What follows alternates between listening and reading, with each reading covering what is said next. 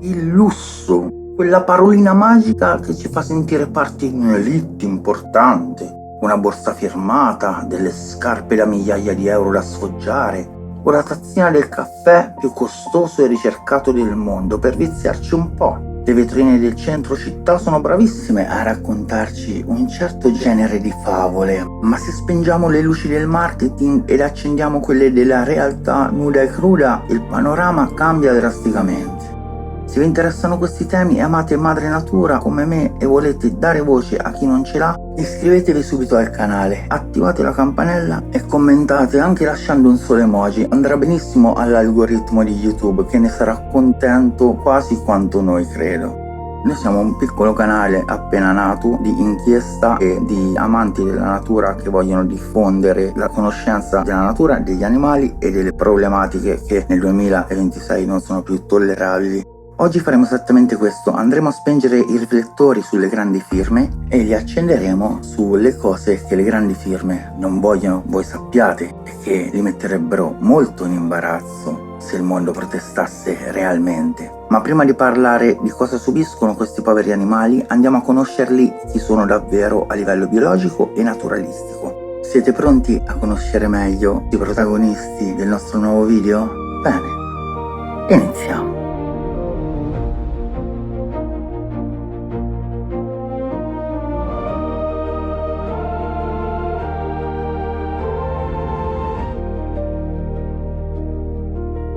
Partiamo dai pitoni, rettili straordinari appartenenti alla famiglia Pitonidae. Parliamo di serpenti costrittori non velenosi, diffusi in natura principalmente in Africa subsahariana, Asia e Australia. Sono macchine perfette, forgiate da milioni di anni di evoluzione.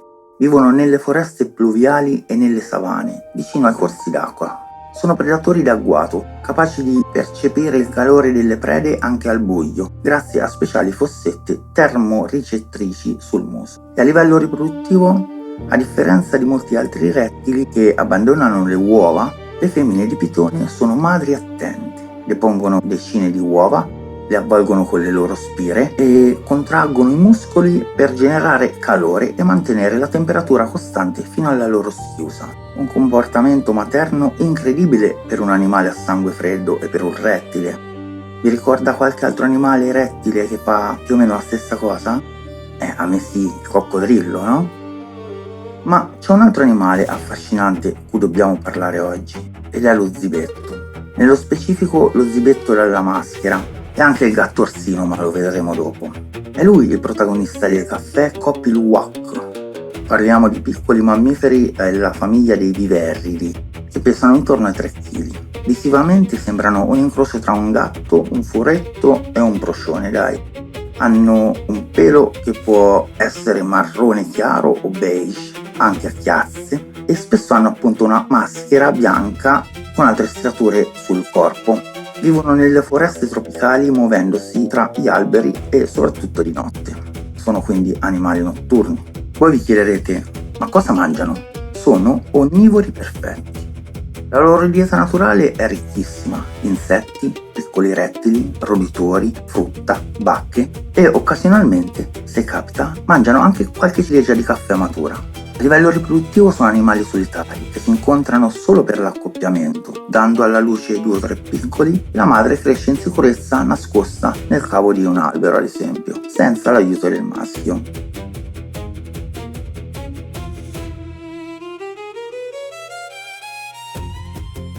Ora che sappiamo a grandi linee quanto sono complessi e meravigliosi in natura questi 2 animali, torniamo alle vetrine scintillanti dell'industria della moda, la quale si rifornisce massicciamente da mattatoi situati in Indonesia per lo più, ma anche in Africa, nello specifico in questo caso a Sumatra.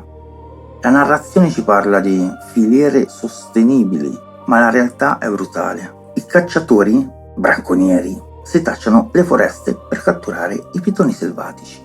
Esiste però una regola di mercato spietata: i pitoni sotto i 2,40 m non interessano i grandi marchi, eppure quando vengono catturati non vengono liberati. No, loro li tengono e li portano comunque nei mattatoi, nei quali vengono uccisi e semplicemente scartati, buttati. E se i cacciatori trovano un nido, le uova e i piccoli, appena nati o ancora nelle uova appunto, vengono sistematicamente sterminati sul posto. A livello economico le cifre fanno venire i brividi. La pelle dei pitoni più grandi, da 3,5 metri in su fino a 5 metri, 6 metri, costa agli acquirenti appena 70 centesimi di euro. Pensateci, un pitone da 3,5 metri richiede circa 4 giorni di lavoro per essere processato e costa un totale di 18 euro. Gli operai indonesiani guadagnano circa 13 euro al giorno.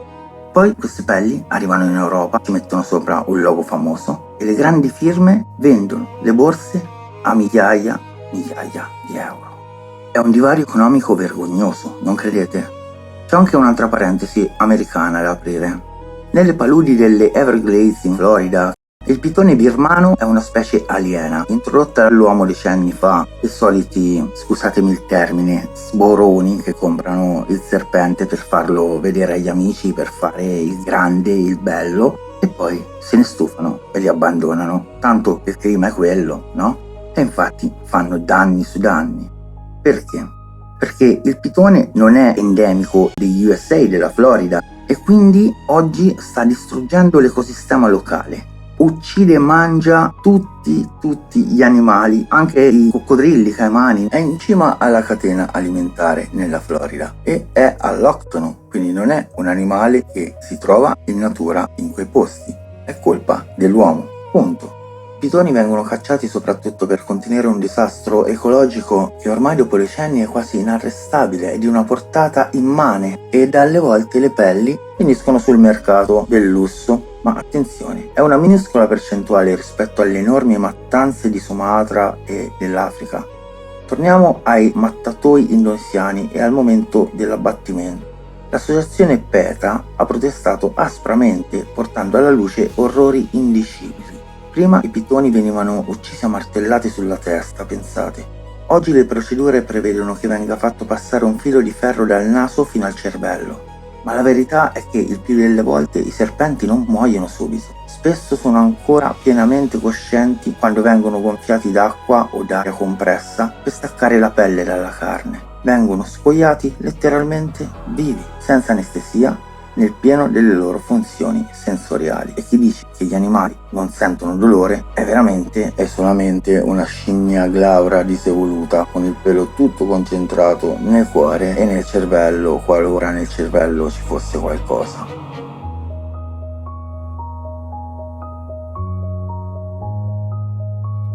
Adesso passiamo al caffè. Fino a 500 euro al chilo per il famoso Kopi Luwak.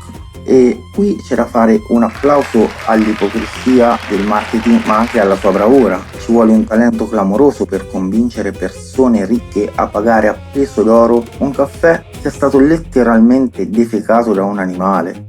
Cosa succede a livello chimico però? Capiamolo. La digestione dello zibetto rimuove gran parte dell'acidità del caffè, e mentre i processi industriali classici richiedono una settimana per la fermentazione, nello stomaco dello zibetto bastano 8 ore. Selgete Wild selvaggio sulle lussuose scatole di caffè vi stanno prendendo solamente in giro. La maggior parte dei rivenditori non lo sa o fa finta di non saperlo. Wild non significa che l'animale vive libero, significa che viene brutalmente catturato in natura, quindi wild, strappato alla foresta e poi ingabbiato. Sapete come li catturano? Usando trappole con dei polli vivi all'interno. Questa è la prova schiacciante che sono onnivori e sono anche dei cacciatori, attratti dalla carne. Una volta catturati finiscono in minuscole gabbie metalliche, spesso nascoste nelle piantagioni, sotto il sole e in mezzo ai loro stessi escrementi.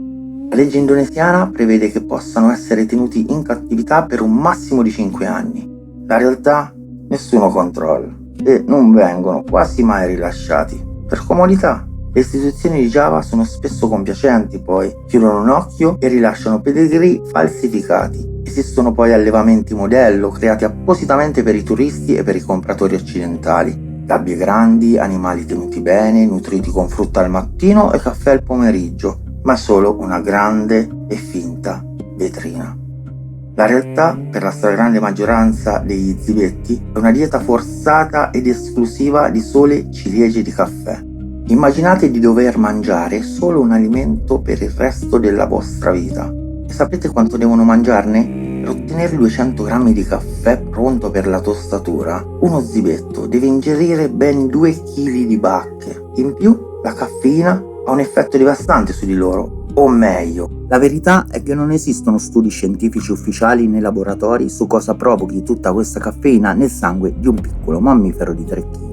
Ma la comunità scientifica e i biologi non hanno bisogno di un microscopio quando parlano le immagini. Chi è stato sul posto e ha visto la realtà di queste gabbie, comprese quelle finte e pulite ad uso e consumo dei turisti, riferisce di condizioni spaventose. Gli zibetti mostrano i sintomi chiari della psicosi da gabbia, un'iperattività incessante e un'ansia indotta che li porta persino all'autolesionismo. Ma c'è di peggio. Tenere centinaia di animali selvatici ammassati in condizioni igieniche precarie non è solo una tortura, è una bomba ad orologeria per la salute umana. Ricordate la SARS? I sospetti erano su un legame tra pipistrelli e zibetti e il salto di specie verso l'uomo. Ecco, creare questi mercati e allevamenti intensivi nel 2026 significa servire su un piatto d'argento il rischio di una nuova devastante epidemia mondiale. E tutto questo lo ricordiamo solo per una tazzina di caffè di lusso. Ma l'orrore non finisce qui.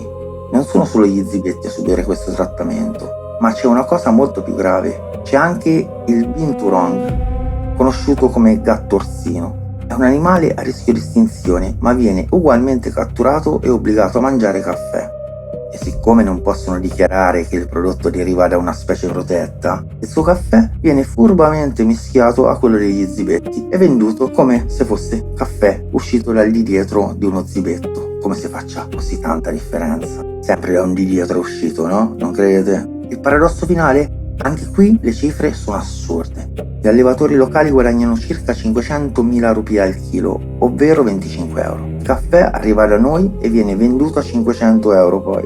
Una vera beffa è che esperti assaggiatori delle grandi aziende internazionali di caffè hanno testato questo Kopil Wok, così alla cieca bendati. Il verdetto è che è un caffè di qualità mediocre. Il suo aroma non giustifica in alcun modo un prezzo così alto. Non ha nulla di speciale, è solo il marketing e probabilmente il fatto che alle persone ricche basta che costi denaro e non gli interessa da dove provenga, come venga fatto, sulle spalle di chi venga fatto e cosa c'è dietro al prodotto di lusso. Loro vogliono solamente lo status symbol.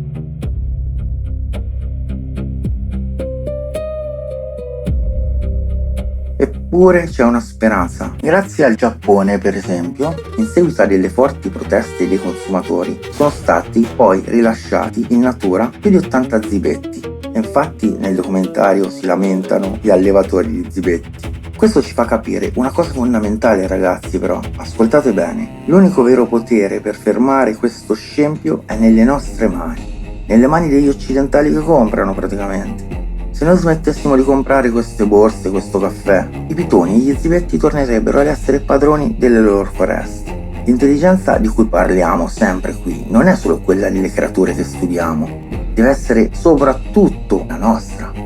Scegliere di ignorare cosa si nasconde dietro un bene di lusso solo perché l'etichetta è rassicurante non ci assolve assolutamente. Il vero lusso oggi non è sfoggiare uno status symbol che trasura di sofferenza e di torture. Il vero lusso è l'empatia, è la consapevolezza di poter usare la nostra intelligenza per rispettare la vita e per cambiare le cose, per cambiare anche la mentalità delle persone.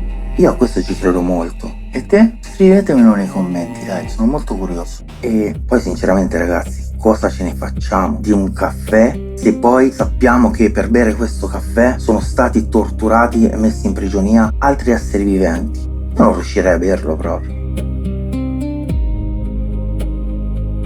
E anche per oggi siamo arrivati alla fine. Se questo video vi ha fatto riflettere o vi ha smosso qualcosa, commentate anche con un solo emoji, un punto, una virgola e poi iscrivetevi al canale, è molto importante per noi. Più persone sanno e conoscono il problema e più il problema verrà affrontato, appunto diffondendo conoscenza e consapevolezza. Io sono Matte e vi aspetto al prossimo video. Nel frattempo voi, come sempre, restate curiosi.